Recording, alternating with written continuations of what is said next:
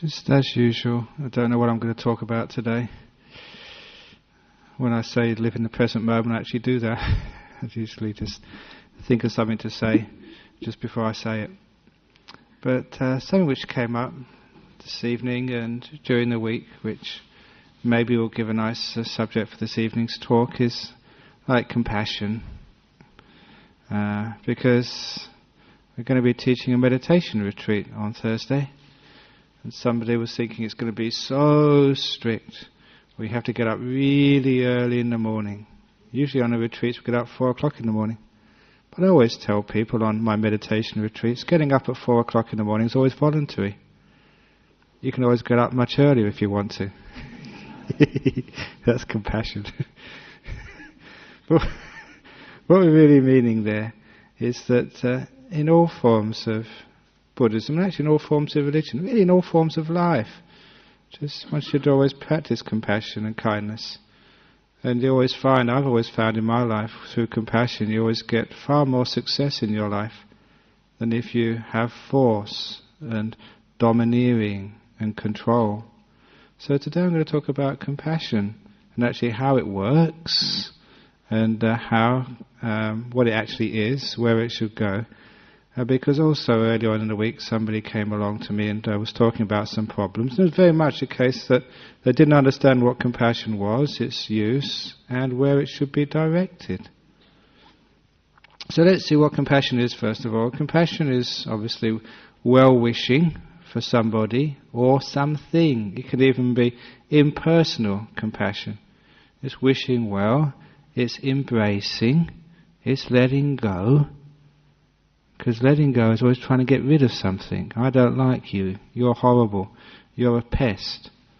There is much of our life in the Western world is pest extermination. We want to get rid of the termites, we want to get rid of the cockroaches, and it's not such a big jump from getting rid of the cockroaches in your house to getting rid of your husband in your house, if you just think he's a pest. And so, there's not much difference from trying to get rid of anything else we don't like, including parts of ourselves. So too much of our life is like all about pest extermination. And that's like the opposite of compassion. The opposite of compassion is even though it's a pest, or even though it's an irritation, even though it's something which, it would be better if it wasn't there, but I can live with this, I can accept it, I can be with it. That's compassion. And it's a strange thing that as human beings we think we have to get rid of things in order to be happy. That we have to get rid of the tyrants in our world to have freedom. But you'll find an old saying, I don't know if I said this last time, but I said this in Singapore at least, there's an old saying from William Blake's poem, that vengeance to the tyrant fled, and caught the tyrant in his bed, and slew the wicked tyrant's head, and became a tyrant in his stead. That was a 16th century English poet, William Blake. Isn't that sort of amazing? Just sometimes when we exterminate pests, then we become the pest. Have you ever seen that? So this is actually where compassion is really the ultimate pest exterminator, because it exterminates the pest of extermination, of trying to get rid of things. Otherwise, we just replace one anger for another anger, one controller for another controller. There's another way of doing things, which is compassion, embracing, letting go, being at peace with things, rather than always having to control things. Compassion is allowing things to be. Not everything to be, but there's so much of our world which we try and control, and what does it really get us? That's why, for example, just because my mind's on the meditation retreat coming up next Thursday, that I found it so often, if I have a very strict schedule, everyone has to get up at a certain time, and everyone has to meet at a certain time. And if people don't sit straight, they get expelled, or they get punished, or they get given lines, I must meditate properly right 100 times. What a stupid thing. I find, from experience, that if instead of actually being forceful, and being domineering, and being a control freak, instead of doing that, you encourage people. And by telling people on, say, retreats, meditation retreats, you can get up whenever you want. And you can go to bed whenever you want. You can sleep whenever you like. You can meditate whenever you like. People get so relaxed, they feel so free, they get all this energy of fear gets taken away. And they have so much energy, they get up much earlier than if we had a regulated retreat. And they stay up later. And all the retreats which I've given, when you're compassionate and kind, people try harder. They meditate longer. They do better. It's just an example that compassion works. You get more out of other people. You get more out of life. And more importantly, you get more out of yourself with kindness. If you force yourself, what happens? You get dull, you get angry, you get grumpy, and you can't perform to a high level. This is why compassion not only goes to the people you live with, compassion also goes to yourself as well. This is one of the big things with compassion in the world. Too many people always give compassion to others. Want to make somebody else happy, want to serve the world. There's time to serve yourself, to have kindness, compassion towards yourself. Because without that, you'll find that you'll get grumpy and you won't be able to give any compassion to the world. You won't be able to give anger and ill will. There's an old story which I tell, based on the scriptures, of the 7 monks in the cave. Many of you have heard that before. Those who have heard it, you have to be quiet, because there's a test which I'm going to ask you afterwards, so listen carefully, all you people coming here for the first time. 7 monks meditating in the cave. Listen to who they were. There was the head monk himself. There was his best friend, number 2. The 3rd monk was his brother. The 4th monk was his enemy. Even though they were monks together, even sometimes monks don't get on together. Personality clashes, that's all it is. So the 4th monk was the enemy. The 5th monk was the old monk. He was so old and advanced in years, he could die at any time. He could die even that night, he was so old. Just like some of you here. I don't know. The next monk was a very sick monk. He was so sickly that no one knew who would die first, the old monk or the sick monk. And the last of the 7 monks was the useless monk. He was hopeless. He couldn't give a talk for his life. He couldn't do any chanting. He couldn't keep his robe on properly. He was that useless. But he was there anyway. Out of compassion, the monks allowed him to be there.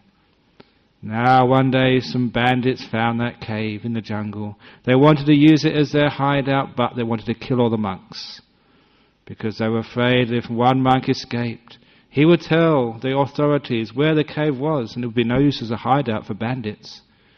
So, they wanted to kill all the monks. But it's a strange thing with head monks. They're always good talkers.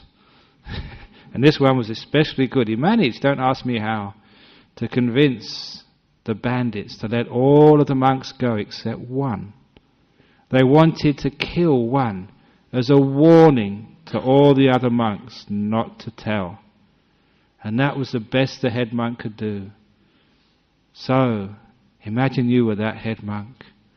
You had to decide who would die to save the rest. And who was in that cave? Because I'm going to ask you, who do you think he chose? And if you know the answer, shut up. Don't spoil it, because I enjoy this. So remember who was in the cave? There was the head monk, the 2nd monk was the brother, the 3rd monk the best friend, the 4th monk the enemy, he didn't like him anyway. The 5th monk was the old monk. He would die any time, so what did it care? Same with the sick monk. He could die any time. And lastly was the useless monk, who was hopeless for anything anyway. So who was chosen to die? Any ideas for those who haven't heard the story before? Have you all heard? Himself, thank you, because you're wrong. I'm glad somebody said that. Out of compassion for me. That's the wrong answer. It wasn't himself. But all of those who you are thinking that answer, it's interesting. Why were you thinking that answer? Why is it we always want to sacrifice ourselves? Because that was the wrong answer. I know when I ask this question in public, some people, the next most popular answer is the useless monk. Just because so many people haven't got any compassion for useless people. And that was the wrong answer as well, because the answer was, and this is an important part of the idea of compassion, the answer was there was no way he could choose. Because his compassion, his love and kindness towards his brother was exactly the same, no more, no less, than his compassion towards his best friend, which was exactly the same, no more, than the compassion towards his enemy. The same to the old monk, the sick monk, even the useless monk. His compassion was even towards all beings, including himself. He was unable to choose between himself and all others. That's why we call real compassion unconditional loving kindness, without distinction between oneself and others. And that was the answer to the riddle. He couldn't choose, because his love was even. And I mention that again and again in my talks, because for most of us our love isn't even. A lot of us actually would sacrifice ourselves for others. We haven't got our compassion balanced. And I also mentioned, even in Christianity, the golden rule, to love your neighbour as yourself, means to love yourself as your neighbour. No more, no less. As means equal. And that makes compassion a very, very deep and profound teaching and practice. Because you'll find it easy, relatively easy, to have compassion towards others. But why is it we have so much of a hard time having compassion towards ourselves? Because we don't understand what compassion really is. We don't realize that we count as well. And unless our compassion is even in the world, it never really bears great results. Why is it we can't be compassionate towards others? One of the reasons is because we haven't got enough compassion and kindness towards ourselves, that's all. When we haven't got enough kindness and compassion towards ourselves, how can you meditate? A lot of the time you beat yourself over the head when you're meditating. I can't meditate today, this is really awful, I'm terrible. How about a little bit of forgiveness and kindness? It's just so wonderful you're trying. It's so marvellous you come here. Just to be able to sit is a wonderful thing to do. Who cares what you do? Even when people fall asleep during meditation, I think, poor thing, they must be tired. Isn't that compassion? Because otherwise you feel so tense. You're not allowed to sleep in here. You're not allowed to snore. You're not allowed to put your feet at the Buddha. You're not allowed to make noises. You're not allowed to do this. Isn't that like the world outside? You're not allowed to do this. You're not allowed to do that. You're not allowed to do anything. That's why that sometimes that people come to our monastery in Serpentine and they have to sit on the floor. And we say, there's chairs in the back. They sit on a chair. They said, no, because they're proud. They're not compassionate to themselves. They'd rather sit on the floor and almost cripple themselves and go in great pain rather than sit on these chairs. That's what the chairs are there for. They're called compassion chairs. Compassion for your body. So look after them. But it's interesting. Why is it that we don't like to do this? Sometimes that we get taught and conditioned that we've got to be tough on ourselves. If we're not tough on ourselves, everything gets wrong. How long have you been tough on yourself in this life so far? If you're tough on yourself, you end up being tough on others. And is there any way to live a life? What that happens is you get very lonely. People don't like to live with you because you're tough. And you can't live with yourself either, which is why one of the reasons why people can't live with themselves is why in meditation they go and get distracted, going on all over the place, thinking about this, planning about that, fantasizing, dreaming, anything other than be with themselves. Why can't you be with yourself? Because there's no compassion. There have been times in my monastic life when I've been alone, but I've never ever been lonely. It's a fascinating thing. There was 3 months when I was a young monk, and just recently, about a year ago, 6 months I was on a retreat. Never saw anybody, never spoke to anybody. 6 months, not a word to any human being. I did talk to the kangaroos, but that was a waste of time because they would just look at you. But I never ever felt lonely. And I remember the first time I had a lot of solitude, 3 months rains retreat in a very isolated monastery in the mountains in the north of Thailand. it was fascinating that I never felt lonely, and I investigated afterwards. Why, when you've got no one to speak to, no one to share your day with, I was alone for 23.5 hours every day. The other half hour went for alms round to the village, got my food, gave a quick blessing and came back again. The rest of the time I was by myself. I never felt lonely. And the reason was because I was always with my best friend, which was me. I had compassion towards myself. I had acceptance towards myself. Even though my meditation was sometimes good and not so good other times, I still had this basic acceptance, compassion and kindness. The gentleness which nurtured me, which didn't sort of attack me with too much criticism. One of the biggest problems of human beings in our age is we've got so much self-criticism. And we're just so down upon ourselves, so unforgiving. And this loving kindness or compassion, which is the antidote to that basic feeling of malaise inside of ourselves, which creates loneliness. It's marvellous when you're at peace with yourself, because being at peace with yourself means you're kind to yourself, you accept yourself, you're compassionate to yourself. Sometimes people think the only way you can be at peace with yourself is to be good, to be successful, to be able to achieve all your goals. I don't know about you, but I've given up trying to achieve my goals. There's too many of them. And people keep setting me more goals. A lot of the goals aren't even mine, it's other people set them for me. So I think, okay, so what? I'll just be Ajahn Brahm, just be myself. People keep on asking me to tell better jokes. But no, I can't do that. It's just me, that's all. I don't set myself better goals anymore. And that way, actually the latest joke, this is about the evils of drink. Because this is a good joke for a monk to tell, because you know how we try and keep the 5 precepts? And the 5th precept is not to take alcohol. This is the evils of drink. Because drink is so evil that it makes you get irritated. Drink is so evil, it makes you get angry. Drink is so evil, it makes you get upset at your wife. Drink is so evil, it sometimes makes you want to shoot your wife. Drink is so evil, it makes you miss. That's an Australian joke.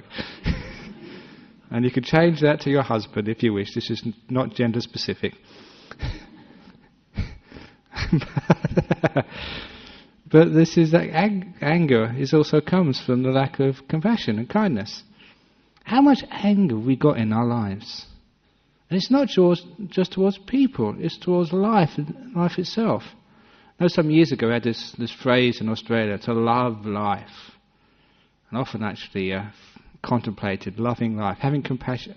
Are you compassionate to life? Do you love life? Put your hands up if you love life. Only 1 or 2. In other words, you're all depressed. But do you really love life? Or is it you only love the nice part of life? Do you love old age, sickness and death? That's life, isn't it? It's part of life. So how many of you really love life? Or do you really like the nice part? The rotten part you'd rather get rid of, with being like a pest exterminator again.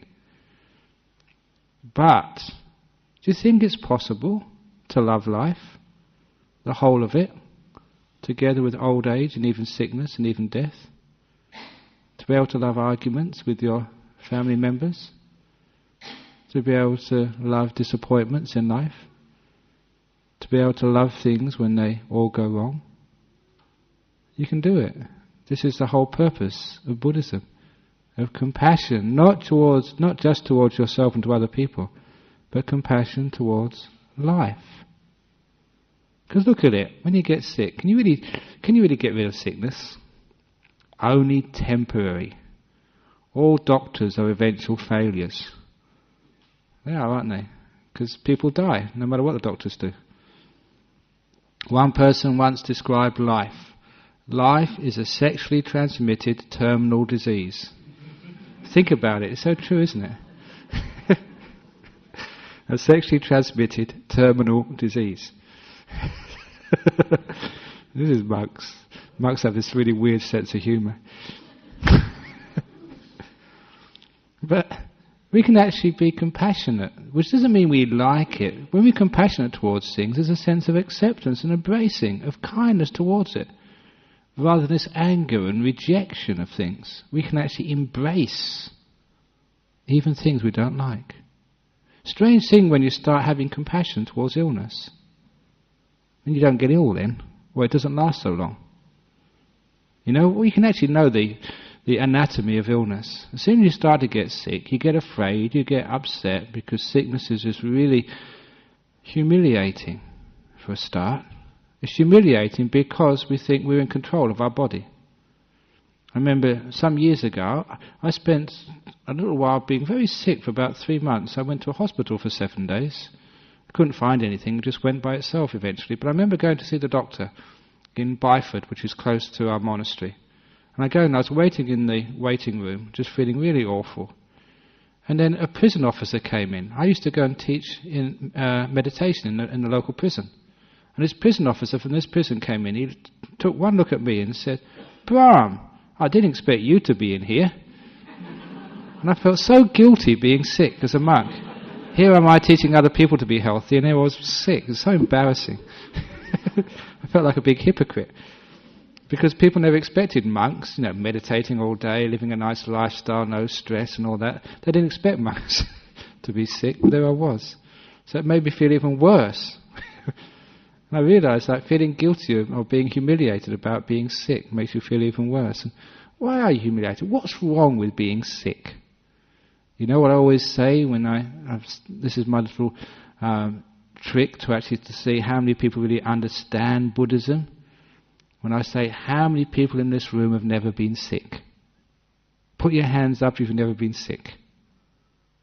Here you go again. Everyone in this room has been sick. So there's nothing wrong with being sick, is there? It's natural to be sick. It's usual to be sick in life. So why is it that so many people, even Buddhists, they go to their doctor when they're sick, and what do they say? There's something wrong with me, doctor, I'm sick. That's not Buddhist. That's not wise. You should say to the doctor, "Doctor, there's something right with me. I'm sick again." Because it'd be very weird, it'd be very strange if you weren't ever sick. So why not next time you go and see the doctor, go and say, "Doctor, there's something right with me, I'm sick again." He'd probably say you to grey lads, but never mind. If you tell your disciple Ajahn Brahm, he said, "Oh, one of those again." But look at the psychology behind that. When we say there's something wrong with me, I'm sick, it means straight away we're not having kindness towards the world, we're rejecting reality, we think there's been something wrong and we're responsible for it, we feel humiliated, we feel guilty about being sick, and it just makes this whole psychological problem around sickness. It's one of the reasons why it lasts much longer than it should. Instead, we say, "There's something right with me, I'm sick again. This is my sick time." And accept it. Allow it. Relax with it. When you're relaxing with sickness, when you have compassion towards sickness, compassion towards your body, of course it doesn't last that long. When you have compassion towards these things, because of the lack of negativity, your immune system gets stronger. It has an opportunity to fight. Let the immune system fight it, not you. Your job is just to relax. Lay down in your bed and allow your partner to practice their Buddhist compassion. Say, "Partner, I'm sick. Now's the time for you to do your compassion bit. And if you don't, I'm going to tell Ajahn Brahm." And it's actually wonderful to be sick, because it gives so many other people the chance to be kind to you. It's true, isn't it? Sometimes I just come back from Singapore. Sometimes people keep asking me whether I ever take travel insurance. I never take travel insurance because if I get sick, so if I get sick in Singapore, many of my disciples in Singapore will be so happy that they can look after me. They'll probably be fighting to see who will be my doctor. It's true, because whenever I get sick I get all these medicines. Because people give me so many medicines. If I get a slight cough or a slight sneeze, just I guarantee in a couple of hours there'll be all these medicines next to me. That's actually what makes me sick, having to take all your medicines. But what we're actually saying here is that when you actually show compassion towards some of the negative things which happen in life, You're taking off the sting of things like sickness. It's not such a big thing anymore. You can be at peace with it. You can be accepted. And that way it doesn't last so long. It's the same with other things which happen in life, even like old age. To grow old gracefully, to enjoy old age. As a monk, actually it's great being old. The older you are, the more venerable you are. The only trouble is that monks don't retire. The older you get, the harder you have to work. Have you ever heard of a monk retiring at 65 and going playing bowls down at Mantua? No, a monk has to keep on going, 70, 80. The older you get, the harder you have to work, because the more venerable and saintly you're supposed to be. There's no retirement for me. Anyway, but you can you can enjoy old age. It's the same as even death. What's wrong with dying? This dying just needs a PR job, that's all. Because everybody, I mean, sometimes that we've all been good people, I hope. So what are you be afraid of when you die?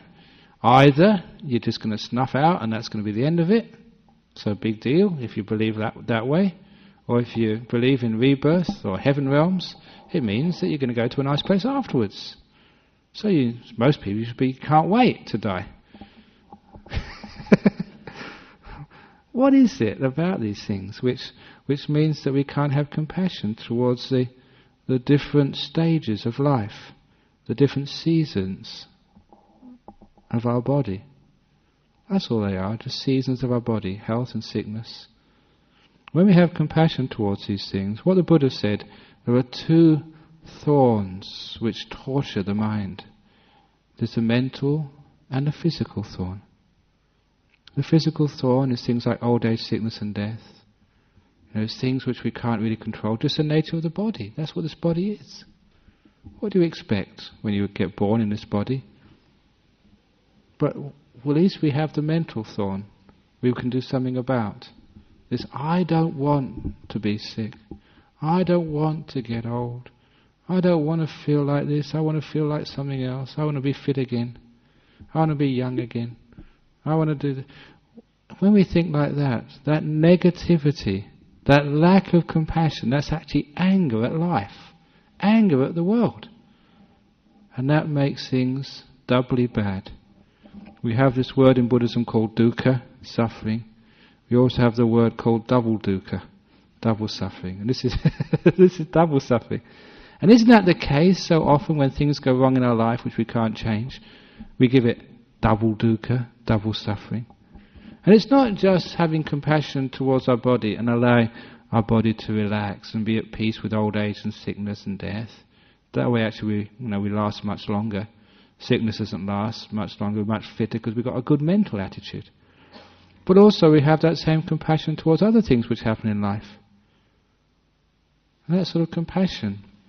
If we have a bad injury, or we have sort of a cancer, or we have a child gets lost, we can have by a death or whatever, we can have compassion towards that as well. Compassion doesn't mean we like it. Compassion means we can embrace it as part of life. We can take it in rather than rejecting it. We don't get the pest exterminator out to sort of try and somehow get rid and nullify these unpleasant things which happen in life. We can accept it because we can always learn from it. We can grow from it. It's all tests of our compassion and kindness. You don't grow in compassion and kindness with people you like. They're easy. It's the other ones which are the difficult ones. But compassion and kindness can actually change, whether it's sickness or an enemy, into a friend. One of the stories which I tell was of compassion in action in one of the prisons which I used to visit, because one of the prisoners, after I started talking about compassion, said it doesn't work. He tried it, especially in prisons. It's a very hard place being in jail. Some very, very tough criminals are in those jails, and even the prison officers are also tough. So this prisoner said, I don't believe you, Ajahn Brahm, you're just talking, might work in the monastery, doesn't work in the jail. When people talk like that, I get challenged, and I challenge back. I said, okay, let's have a test. Let's prove whether compassion works at all. And I asked this prisoner, in this jail, who is a person you hate the most? And straight away he said, my biggest enemy is this prison officer, and one of the chief prison officers. He said, this guy is what they call in prison jargon, a dog. He said, this guy is so cruel and so heartless and so unfair. And he told me just the last week a prisoner had a visit from his wife. And his wife had had a hard time getting a car to visit this prison just down the road from our monastery. Now she'd managed to get there after several months. And the man had a visit from his wife, first time in months. Prison officer saw the wife coming in and was starting to register her name, go through the formalities. So he got hold of this prisoner and sent him on an errand to the other side of Carnot Prison Farm, way away from the PA systems. So when the woman had registered in, the PA system called this prisoner to the visitor area. Your wife has come, please come to the visitor area. After a quarter of an hour, no response.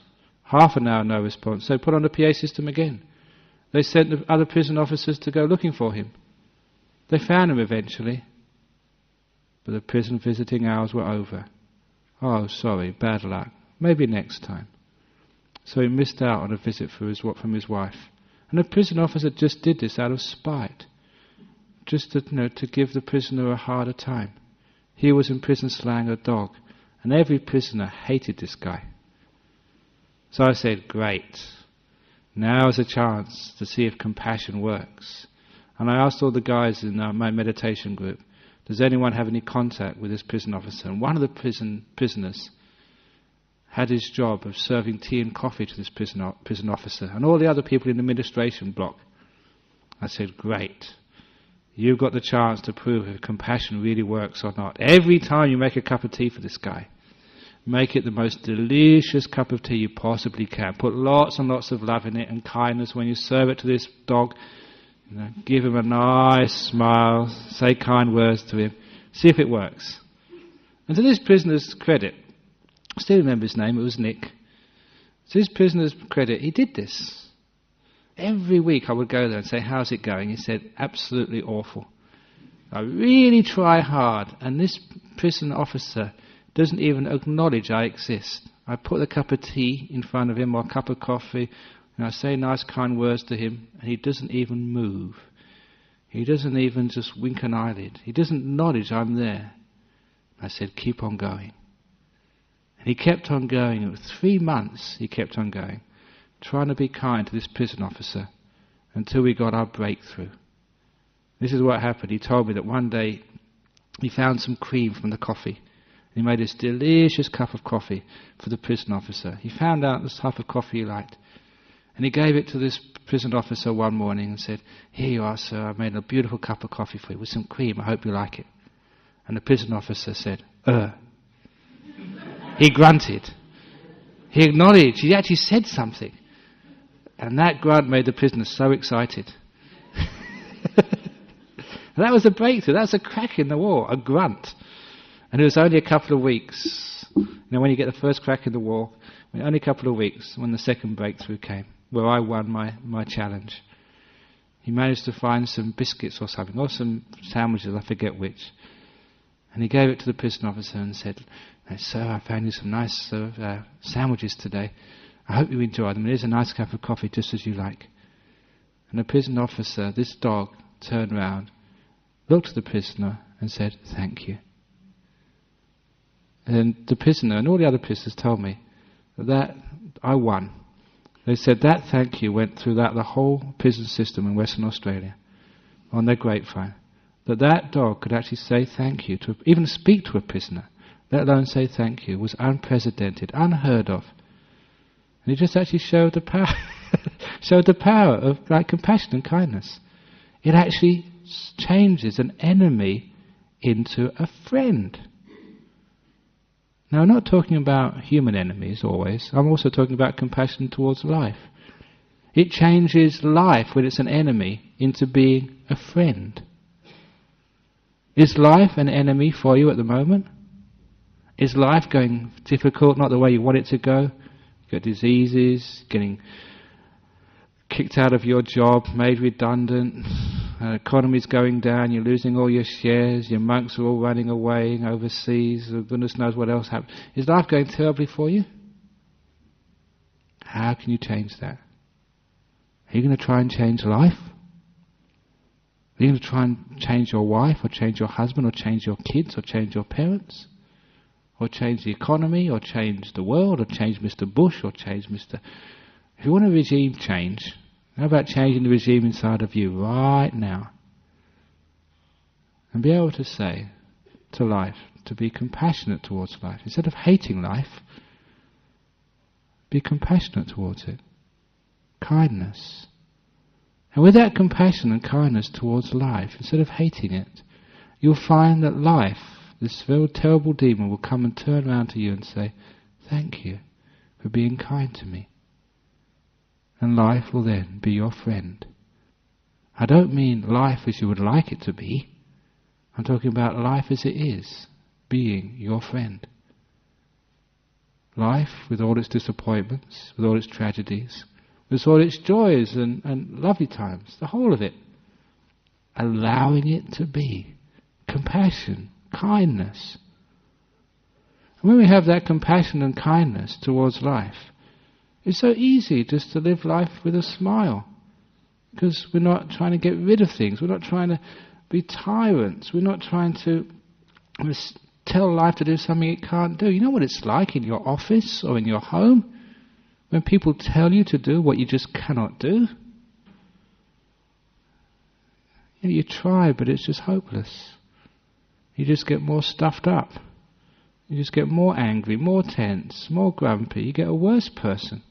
You know what it's like when people tell you what to do and force you to do what you just can't do. If they leave you alone, you'll try your very best, because that's the nature of human beings, to try and live up to kindness. If you give people half a chance, they will do their very best, because people do care. If you can get rid of all this outer stuff which stops people caring. So if we can actually get all that out of the way, leave people alone, they will grow and they will become fine people.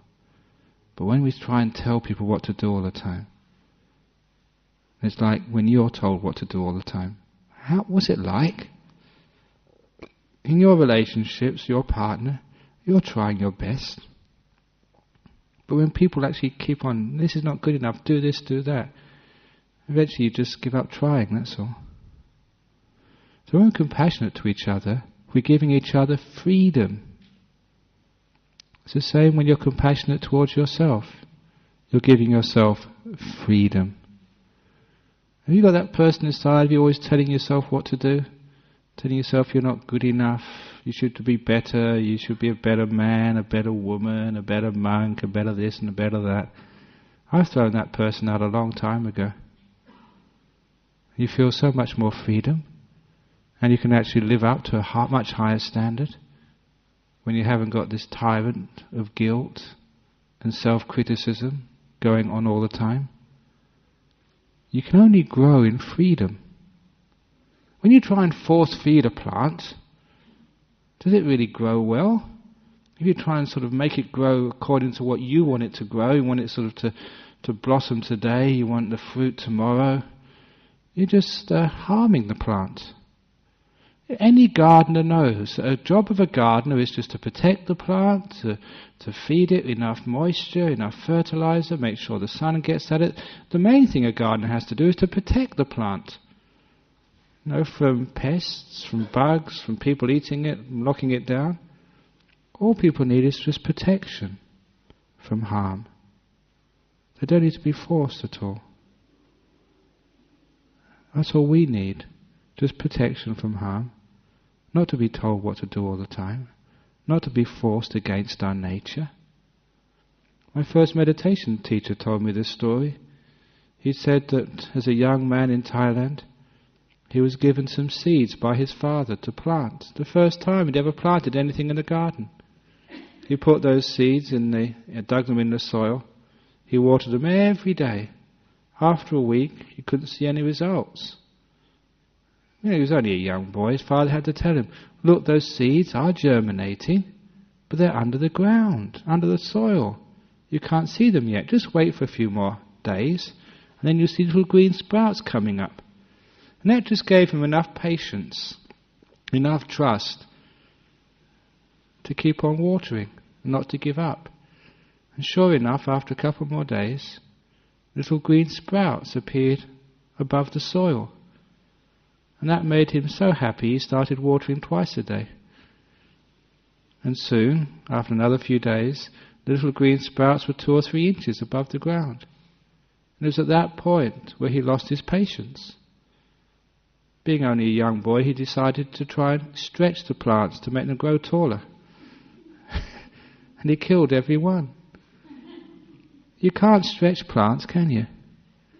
No more than you can stretch husbands to make them better, or stretch wives, or stretch the people you work with. No more than you can stretch yourselves. Isn't that what we've been doing most of our lives? Stretching ourselves to try and make ourselves better, grow faster, be more intelligent, be more this, be more that. With all that stretching, don't you just kill yourselves?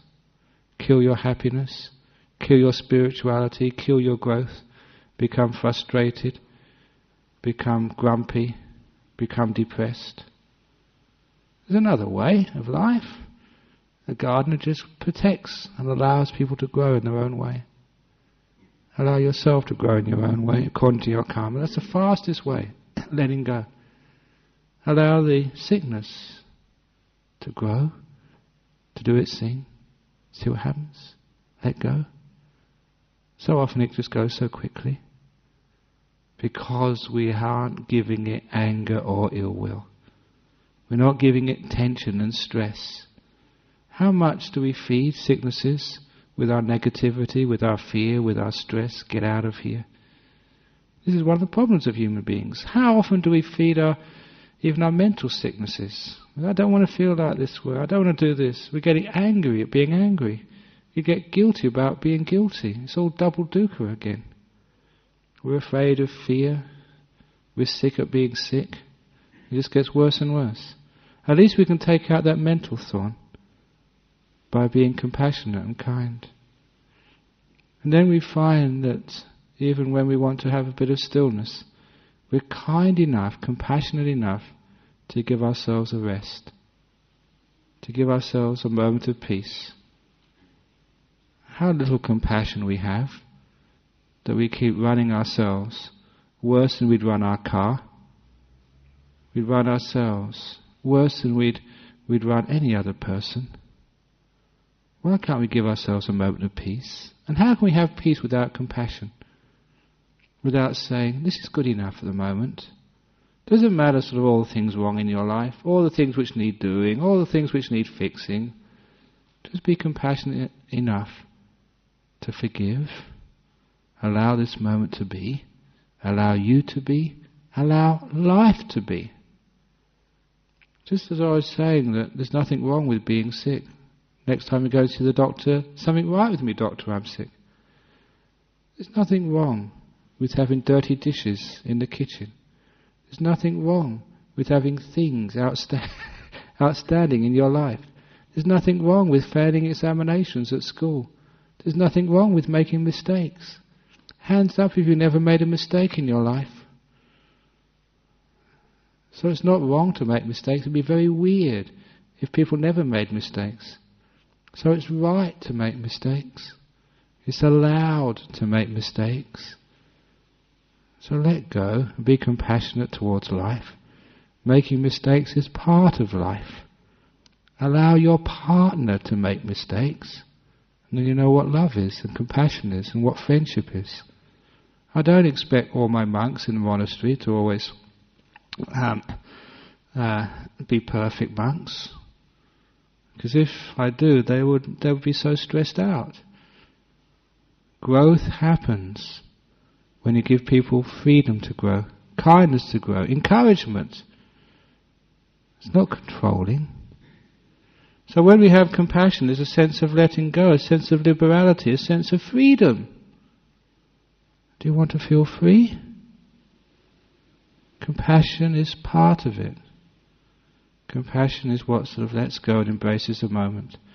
So even when we learn a bit of meditation, we have to have so much compassion and kindness to this moment, to allow it to be. When you try and change it, you want it to be different, you want it to be that way and this way, you're just getting into more control and more doing. You're just being a control freak, not a letting go freak. And that's why so many people misunderstand what meditation is. Think it's another thing to get, another thing to control your mind, to do this. You find that the more you try and control the mind, just the more restless it becomes. But the more you try and let go, the more peaceful it becomes.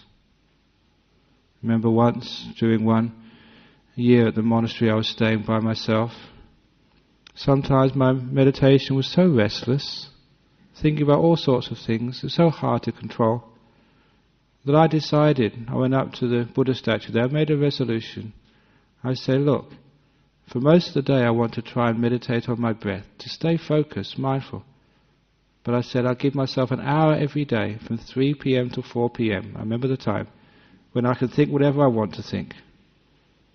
Think about the past, the future, anything, even sexual fantasies, go for it, I said in my mind, but only from 3 to 4, other times you behave yourself. So I thought I'd try this and see what happens. So you know what happened? Just the whole day it was just always a struggle to watch the breath, and mind wanted to do other things. Struggle. Could never really watch the breath properly, but I was trying to restrain my mind. When it came to 3 o'clock, I sat down, okay, you can think whatever you want to think. No holds barred. Go for it, mind. You know what I thought about from 3 till 4 every day? The breath. Easy. There was no struggle at all to be with my breath. Once I stopped trying and controlling, it taught me a very valuable lesson about the power of compassion, the power of letting go. People think that being compassionate and letting go is copping out. They think if I'm compassionate, the whole world will fall apart. That's the controller, which is so afraid if it doesn't control, that everything will go wrong. Have a bit of courage. Try it out for a change. Let go and see what happens. Be kind. Be compassionate, which means accepting. Love life, and you'll find that love will turn around and love you. In other words, you become at peace with life. You become at peace with your partner. You become at peace with yourself. At least for a few hours every day, try that. Maybe the rest of the time you can go to war and do what you think you need to do, but try at least an hour a day, being at peace with yourself. How do you ever think you can be at peace with yourself unless you let go? Do you think you really have to change yourself in order to be kind? Do you really think you have to change the world to be at peace? Do you really think you have to give up your sickness and overcome it to feel freedom? You don't. This is a marvelous teaching of people like the Buddha. You can be free at any time, no matter what's happening. If you understand the power, the deep power of compassion. Just like I said, as soon as I stopped trying to watch the breath was there. So often in my meditation, as soon as I stopped trying to get peaceful, then peacefulness comes all by itself. Just a great gift of the universe to human beings. When you let go, then you stop. When you stop, you're still. When you're still, then you've got peace. When you've got peace, you've got contentment. With contentment, there's happiness. When there's happiness, you don't want anything else in the world. You're at rest. So this is very easy to understand. But too many people miss it. So please have a bit more compassion towards life and towards yourself and towards other people. Give them a little bit more kindness and they'll be kinder to you. Not just people. Yourself. Be kind to yourself and you will be kind to yourself. Those of yourself will live up to that. And please be kind to life and life will be kind to you. And that's a nice way to end this talk this evening on compassion and kindness to all things.